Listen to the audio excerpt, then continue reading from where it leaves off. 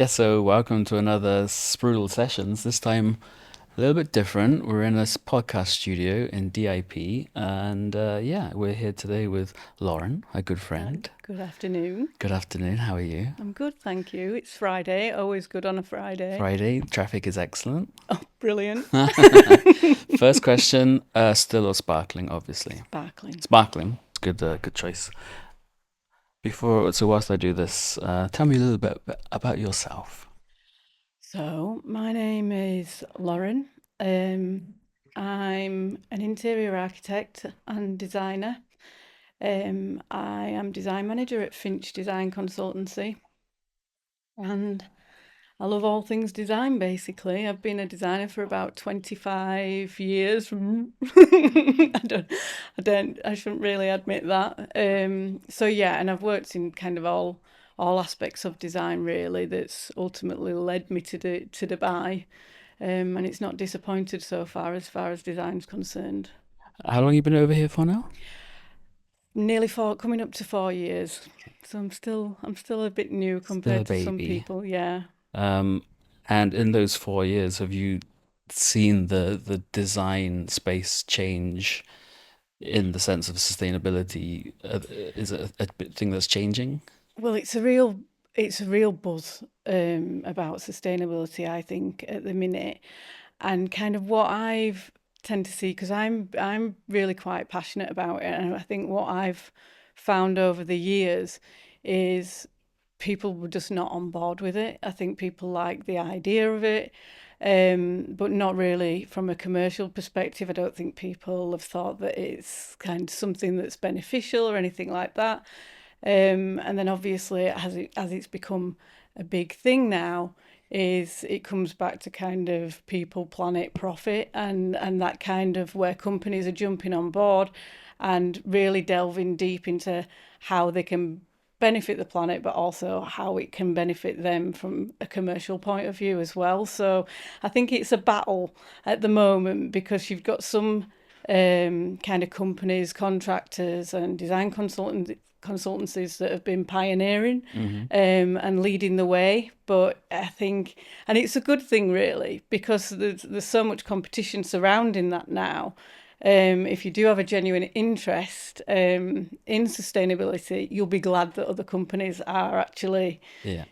jumping on board with it as well. So is it part of your job now to push your clients towards a sustainable solution? Well, obviously you got like one or two or three different solutions, one of them being super eco, the other one not being. Would you actively push them towards that? I try to. It's baby steps, I think, at the moment to kind of find that balance without pushing it in people's faces. Mhm. And I think, and people are always kind of on board with it until the budget comes in Yeah. and prices. And I think that's largely due to the fact that everybody is just kind of learning about it at the minute Hmm. because really with good planning and structure, which I think is kind of that's where the learning curve is at the moment, is it doesn't have to cost more. Do you know what I mean? It doesn't have to cost it I costs do. more to produce a sustainable project. And you find at the moment as well, a lot of the kind of go-to materials and things like that that you would specify are now coming out with the environmental product declaration so that everybody's jumping on board. So it's making designers' job easier. Um, yeah, I get that. So your lead green associate, I am, officially, yes. we've done some research on you. Was that something that you pushed yourself towards, yourself, or was it from the company? So a bit of both, actually, to be Yeah. honest, is I'd kind of in stops and starts been kind of studying and then breaking off and then studying because to be honest, it is quite intense because the lead green associate qualification really is the foundation that leads to kind of further education and learning on the topic. So it really is.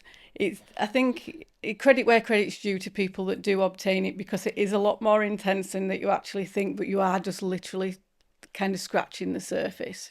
So at the minute, I'm trying to do it in parallel because the two have similarities. I'm trying to study for the lead interior design and construction AP, but also the WELI AP because they both go hand in hand. And I think Okay. sustainability and kind of healthy environments, I think that becomes secondary a little bit, Mm. the kind of well aspect of it. So I'm trying to kind of do those in parallel at the And moment. that's online, is it? It is. It's mostly self learning, so it's Okay. online. You've got all the kind of materials, um, and then you have kind of a structured learning depending on how long you want to kind of get the qualification, how long you want to study for, and Mm. so there's a lot of discipline involved in it. So I think my lead green associate had been studying kind of on and off, and had been trying to get like an hour a day, and then when I actually booked the exam, I did Friday, Saturday, Sunday, Monday, just complete focus. Did not speak to anyone, and then sat the exam on the Tuesday and then passed it. That's it. Well done. It was quite a funny one actually because when you do the practice exams, the learning material you've got tells you it's as close to the exam. So this is why I'm saying it is the kind of sense of achievement, because you think I thought of like kind of it's multi-choice, and so Hmm. it's a case of just revising all these questions and kind of going for the exam when you're getting 100%. And I went into the exam and they brought up the questions and they were all worded differently. So now I sat there to the point where I'm going to just say to the examiner, I think you've put me in In the wrong the one. wrong exam here. But after the panic subsided, But you so got you there in do the need to end. know your stuff, is Yeah, what I'm saying. It's not just a kind of a memory game. that's excellent. Okay, well done nonetheless. Thank you. So going back to sustainability in design, um, obviously we have, is it a yearly thing, the interior design conference at the Trade Center? What's it, D3 now, isn't it? Um, You've got all the with the different materials and things like, yeah, is that yeah, that's a yeah, yearly yeah, thing? yeah. So yeah, So in the times that I go there every year, I see more and more products coming over, like it evolves sustainability. more and It more. involves, right? Are you seeing the same sort of thing where clients are coming to you and asking for specific products because of its green label, so to say? I don't think specific products as such, but I think it comes down to it, and it's your more global brands as well that approach you for it. Hmm. Um, and I think, and a lot of it comes down to rather than actual specific materials, it's the certification. Is that they're Mm. after LEED certified or platinum or gold Yeah. and or a well space. But I think in terms of materials, it's designer's responsibility really to kind of pioneer, It's a bit. and navigate that water and kind of be selling it to the client from an aesthetic point of view, technical point of view, Hmm. value point of view, sustainable point of view. Yeah. I think we've only been asked in the 10 years, I think probably 3 or 4 times about the lead Oh, certification. really? Yeah, but it's only been recently. Yeah. So I think it's a thing that's slowly catching on, right? Where I think you would require that certification. I think so. And like I say, because it's catching on in some countries faster than others, Hmm. that's where the more kind of global brands are pushing for it, Yeah. because it may well be that a UK based, like based company has got lead certification. So the Dubai branch then also wants lead certification. Hmm. But I think the thing is for me is, although I think the lead is a good structure. I think and it's a good base for everybody to start from.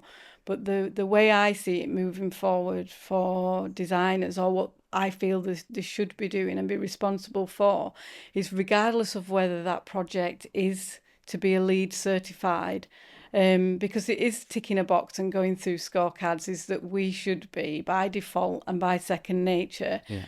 pushing a sustainable design. Whether the client wants it or Yeah. not is irrelevant. And that's what Finch is doing, right? Is well, we're trying. You're We're trying. trying to do that.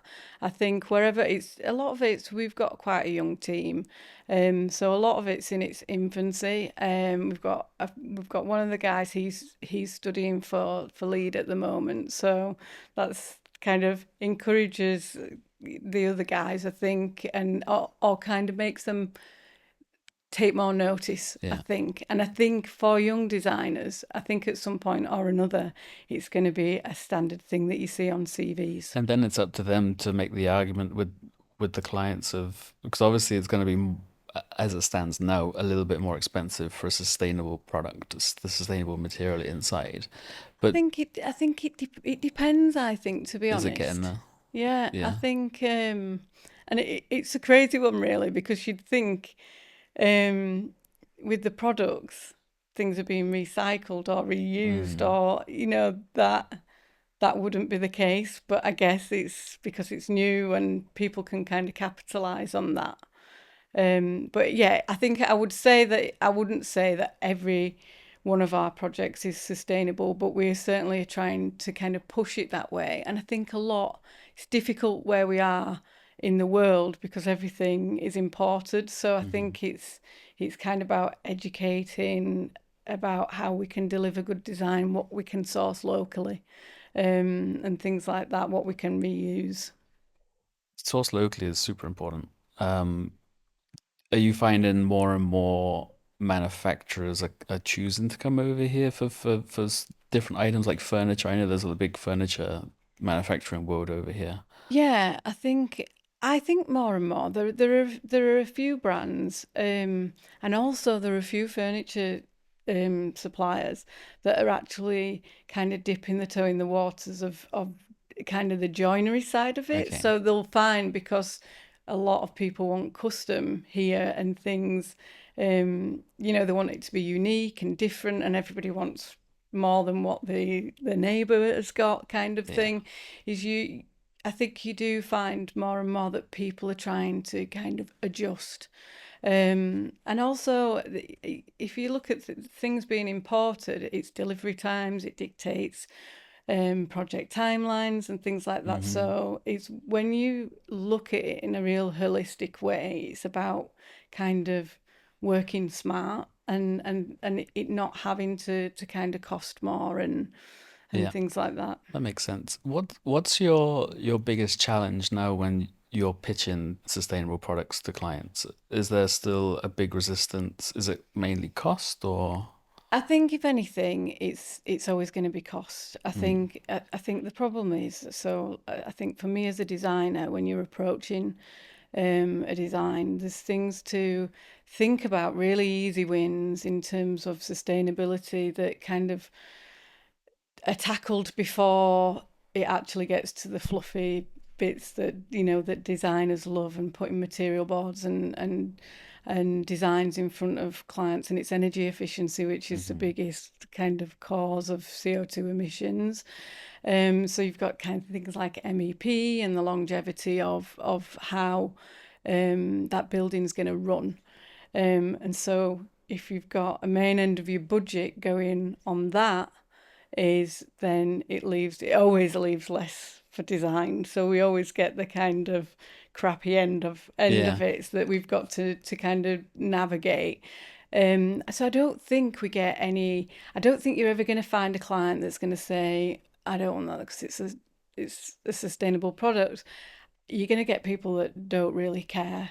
Mm. Um, but I think but that's when it comes down to the fact that they like what they like. So if designers are putting in front of the client materials that are in the budget and that are sustainable, then and the thing is, the a lot of the materials, I don't think there's new that many new things on the market. I think people are rethinking how they do it, Okay. and it's it's about causing the least damage, because I don't really think that there's such a thing as 100% sustainable product, because even if you're even if you're reusing or something's being recycled, Hmm. it's still got that life cycle, which then you Yeah. go and navigating into waters of the life cycle analysis, circular economy, kind of cradle to cradle, all of that, and it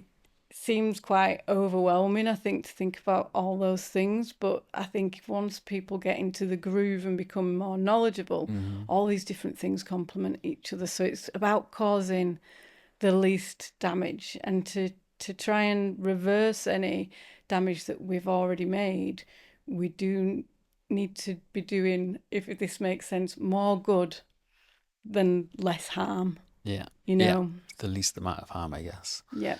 Um, do you see so your industry evolving even further to the point where a lot or a big majority of the products will be sustainable as in I think so. circular economy, like you said? Yeah. So I definitely so. And I think that's the things that kind of young designers or people entering the industry really need to familiarize themselves with. So they're thinking about that from the get go. And it's you get a lot of suppliers, and they'll now make offerings where they will take, say, carpet tiles, they at the end of the life cycle, or if it gets to a point where change is inevitable, is that they will take those back, and Mm. so it's that, having that knowledge. The client doesn't necessarily need to know that, Yeah. but I think more and more is it's going to be just right off the bat.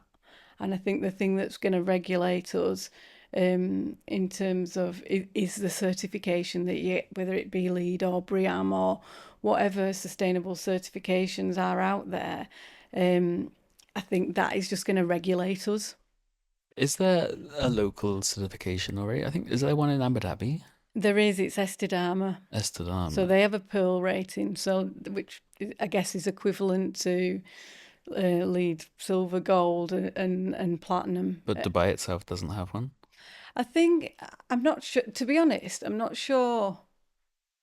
It's mostly just lead. I don't think, unless you're in Abu Dhabi, and I might be wrong on that. But Yeah, the only time I've kind of been in touch with Essidama is when it's been on projects that are Abu Dhabi. in Abu Dhabi. Yeah. So So looking towards the future, are there any products or materials that you're personally excited about when it comes to sustainability? I think for me, and like I said, I don't get. I think there's a lot of gimmicks out there in terms of people, Greenwashing? No. well, what I like to see, and I think for me is kind of exciting, and because, like I say, is I've been interested in sustainability, but I've never had that platform, and I've never, for many years, just it's something that's been dismissed, or people straight away, oh yeah, but the client can't afford it. And now we're getting into the realms of where everybody is jumping on board with it. And I think the excitement for me comes from, obviously you've got these things where people are 3D printing using mushrooms and things like that, but whether that ever will get to market, but the fact that people are exploring that, Yeah. these kind of out of the box things, um, so that I find exciting. But the other thing for me is it's more the existing products and how people are turning that around. So I was looking on a website, on a fabric website today, and you're looking and you're seeing like some products are 40% recycled, some are 100% recycled, Hmm. and the story of how that gets recycled and what they do. And there's one brand that they take denim, Okay. so they make We're sorted. I know exactly. I know where this is going to go at the end of its life cycle. But they take denim and they make acoustic panels out of Oh, it. They excellent. look and feel exactly like the acoustic panels Yeah. that you're used to seeing, like the felt panels. So it's not exciting in that aspect. But when you know the story behind it, and it's got the kind of the life cycle and Yeah. the product declarations to Upcycle, I back guess that that would up. be. Upcycle, I guess that would be right. Upcycling the Yeah, yeah. denim. And also, and I think the other thing is, you kind of get a lot of these products um, that are being recycled from single-use plastic. So, Mm. we know that you're paving the way to kind Mm. of avoid that. We'll leave that. um, but yeah, so things that are cleaning up the oceans, and I think things that are kind of having a more positive impact. And I think that feeling of knowing that you're not using kind of more than your fair share Yeah. that's kind of what excites me. So it's not any direct products because I'm working with exactly the same products. There's a bit more of a cleaner feel about it. Yeah. Get it. I got it. This is a banging question. You ready for it? What role do you think interior designers can play in raising awareness about sustainability in the broader community? Well, here we are. There we are. Job And done. I think social media is a massive platform, and you see, and it's only this week. Say LinkedIn is I've seen one of the associate directors there, kind of flying the flag, Hmm. and really and coming across really well. And I think it's about putting it in its simplest forms that everybody can understand. And I think there needs to be an attitude, a really human attitude to it, because I think up to press there can be a really elitist attitude towards it, and you can see that when you're watching the cars increase, um, kind of electric vehicles increase on the roads, Yeah. and I think for designers, I think there's a bit more of a humble approach, Yeah. and I think a lot of that comes down to attitudes and that how you feel about it personally. Um, so I think it's just about that education, and I think that gentle education, and it comes from trying to promote an interest Yeah. in through design. Yeah. You guess you got to massage people into Yeah, thinking it. absolutely, and it's just, and I think that comes with if you're selling a design to a client, when you go into a presentation and you're pitching to a client, when you are confident about your design and and you're really passionate about that design, you can in some respects sell ice to the Eskimos a little bit Mm. because they see that and they buy into that. So if you've got a story behind the design and it incorporates sustainability, or they've bought into that design, and you say, do you know what, 80% of the materials on this project Yeah. are actually sustainable materials, and you talk to them about the impact that that's going to have and that they are going to have. So apart from like the obvious choice of our systems instead of plastic bottles, what's the easy wins for every designer? What they can implement into a project today or tomorrow? Oh, I think, like I said before, I think a lot of the easy wins come from before it actually gets to the flower, like kind of flowery aspect of the design, kind of the construction, and how we approach the buildability. I think what we've got to remember as designers is we tend to design, things can be very on trend. And I Mm. think for us as designers, and which will make us in turn better designers, is we need to be designing for longevity. How flexible is that space? Hmm. And looking at time, like furniture, timeless pieces of furniture that can people want to upholster because they don't want to get rid of it, and it's those things that go hand in hand which avoid things going to landfill. And considering that if we are coming up with sustainable solutions, is that they're not a burden elsewhere in the environment, Hmm. because there are that, I guess, when you say greenwashing, where things appear to be sustainable when they in actual fact they're not.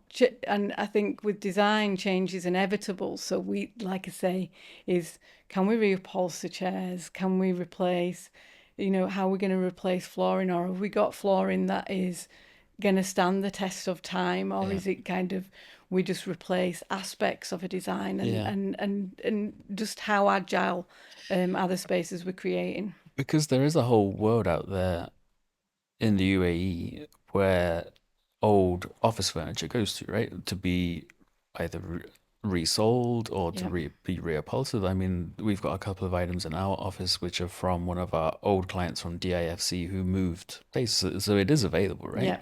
Those sort of places are, It is, and I think the temptation, I think, for a designer, because everybody's sustainable until they're not sustainable. Everybody's doing their best, and I think the danger for designers is, and I think especially here, um, is that when it comes to, say, if you were working on a commercial office space, but that office space is 20 years old. I've worked on projects before where they have created a really great design, and then the client is moving, they're actually moving locations, and they want to bring certain elements of the yeah, design of the furniture because it's in really good condition. And then they've put the furniture in this space and the colours don't match. yeah. And so I guess that is as well about steering the client, is that, depending on budget, that you're trying to accommodate things like that. So it's like, if you tell us early enough that you want to put this bright green furniture a, in an office space that, kind of it's going to ruin the design, is tell us beforehand. So I guess it's all about that communication. What's an easy choice that a designer could make today that would reduce the environmental impact of that project? Another banger. That is a banger. I'm trying to think off the top of my head. Is it the way they think about a design that could be? Yeah, and I guess that goes back to like the easy the easy wins, I think, on a design is like I mentioned about the kind of longevity. It's Mm, it's it's about causing the least harm to that project. And I guess, this teams together, we're in line with um kind of the health and well-being of that actual space as well. So I think when you put those two things together, um they're quite easy wins. I think, yeah, from I think it's carefully considering what materials you are using. 100%. It's how that space flows, how that space, like, long term, is going to be used. It's about looking at the entire process holistically. hmm. It's not about reinventing the wheel or anything like that, at all. I think it's about changing landscapes, because look at, something like COVID, where everybody was working from home, and then all of a sudden people are going back into the office, and they don't want to go back into the office because everybody's found their niche kind of Hmm. way of working that fits in with their lifestyle. And I don't disagree with that at all. But then also, you've got other people that want to get straight back into the office. So, there was a phase where you design an office space which is completely agile, and it suits everybody, people that don't want to sit at a desk all day, quiet spaces, more ambient. And some people just like a lot of noise and Yeah. like to talk. But then now it's going back to a kind of more traditional kind of way of working, Mm. and which, for me, that kind of creates that more rigid. It becomes a less flexible space, where if you've got spaces that do different, they Things. kind of have different effects, but Yeah. the outcome in terms of productivity is exactly the same. You can change those up, so there are more furniture solutions and things like that. You mentioned materials and working with materials. Do you have any favorite new materials? Could be new, could be old, but like running around the theme of sustainability. Is there anything that comes to mind that you love working with, Um, except us? I guess, for me, my favorite material is our fabrics. The other kind of, I think, that can kind of dress up a space, but also is kind of practical, is it. is looking at things from an acoustic perspective. So that comes in for me. That can be decorative lighting, it can be wall finishes. So they're really easy wins, I think, to dress up a space, especially in particular if you're on a budget. And they also lend themselves to kind of being more sustainable products and having a better kind of life cycle on them.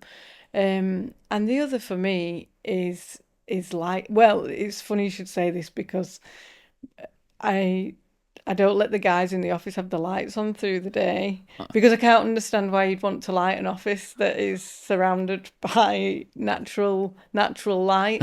So I think I guess again for me is one of those things is kind of using clever lighting to zone spaces Yeah. and things like that. And then obviously there's the obvious in how we dress spaces up with biophilia and things like that. You should come to our office. The acoustics is terrible. Oh, really? Yeah. You should come and have a go at it. You should come and sit in our office because for designers, our acoustics are absolutely terrible. Oh. On that note, how's the water? Was the water good? Good stuff. Well, It's lovely. thank you so much for being here today. I appreciate your time on a You're Friday welcome. afternoon. Enjoy the water. Thank you. And here's to the future of sustainable design. Oh, absolutely. Absolutely. Thanks a lot. Thank you. Welcome.